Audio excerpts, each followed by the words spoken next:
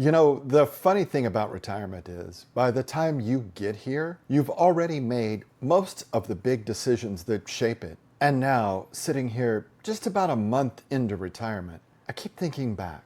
What do I wish someone had whispered in my ear 5 years ago? Not the obvious stuff about 401ks or asset allocation, but the real lived-in wisdom. The small truths you don't see on financial blogs, but feel in the quiet moments. So today, let's pour a cup of coffee or tea or whatever you like, and talk about what I wish I knew 5 years back before retiring. Stick with me to the end because I think you'll walk away with 3 practical takeaways you can actually use, whether you're newly or nearly retired. I spent decades as a project manager in large, high-tech companies where planning was almost a sport. Yet no matter how detailed my spreadsheets were, they didn't fully prepare me for this part of the journey. And that's why I made this video. Not from theory, but from real life, and from my first month on the other side. By the way, welcome. I'm James, and this channel is all about helping you build confidence in your retirement plan so you can make the most of your money, time, and health. If that sounds like something you'd value, consider subscribing or just keep watching like we're chatting over coffee. Let's start with the first thing I wish I'd really understood. 5 years before retiring, I thought retirement was mainly about financial readiness. And yes, money matters. But what I didn't see clearly was that retirement is just as much emotional and identity transition as it is a financial one. It's like building a boat, only to realize the sea you're sailing on is very different from what you pictured. I remember thinking, I'll figure out the daily routine once I'm there. Turns out that daily routine is the very thing that makes retirement feel rich or empty.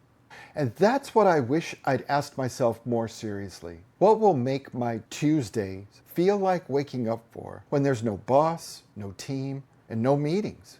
Back then, I had hobbies in mind: woodworking, gardening, a bit of travel. But that's not quite the same as having a purpose. And what I've realized this first month is, it's the purpose, big or small, that keeps your days from blending into each other. Even something like helping my adult son with a house project or serving on the school board. These moments add a sense of contribution that hobbies alone don't. So, 5 years out, start exploring not just what you like doing, but what makes you feel useful, connected, and alive. It doesn't have to be grand. Maybe it's mentoring someone younger in your field, or starting a small YouTube channel like this one. Another thing I wish I'd really internalized: money in retirement feels different. As a project manager, I was used to controlling budgets, making forecasts, and running scenarios. And 5 years out, I had spreadsheets galore. But nothing prepared me for how it feels to switch from saver to spender. The first morning after retiring, I logged into my accounts, and for the first time in decades, there was no new deposit coming in.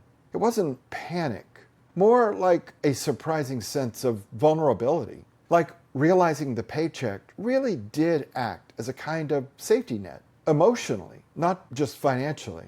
If you're 5 years out, here's something I'd suggest. Do a trial run. Spend a month or 2 living on your projected income. Notice what feels tight, what feels comfortable. Track not just the dollars, but the feelings, because you'll discover things that spreadsheets can't show you, like how you actually react to dipping into your savings. And remember, it's not about never spending. It's about spending on what truly matters to you. For me, I realized I'd rather spend on shared trips with family than buy a newer car. Then there's health. 5 years before retiring, I thought, I'll have more time. That's when I'll get fit.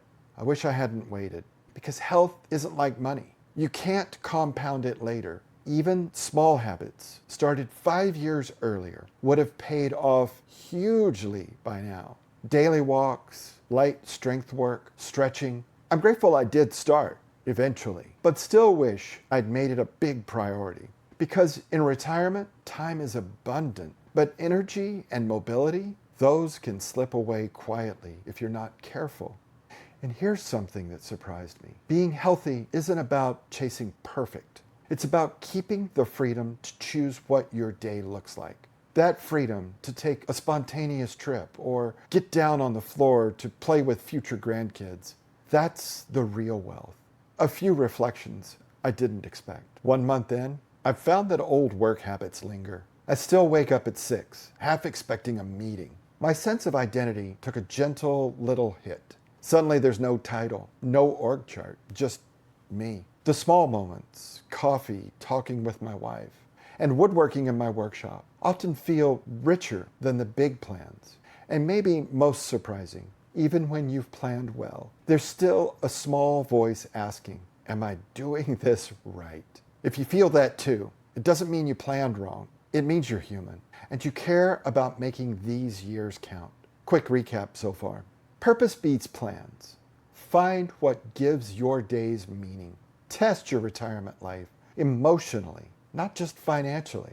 Invest in health now while you still have time to build habits.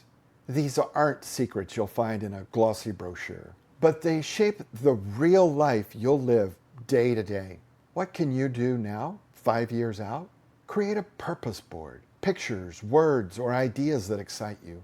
Do a 2-month trial run of your retirement plan. Start walking, stretching, or strength training gently. Talk openly with your spouse or close friends about your vision. Not to lock it all in, but to practice imagining, because imagination is the first step toward confidence. Final thoughts. If I could sum it up, retirement isn't the finish line. It's the starting point of a new phase, and you're still the project manager of your life. And the best time to lay the groundwork, 5 years before you leave, or today if you can.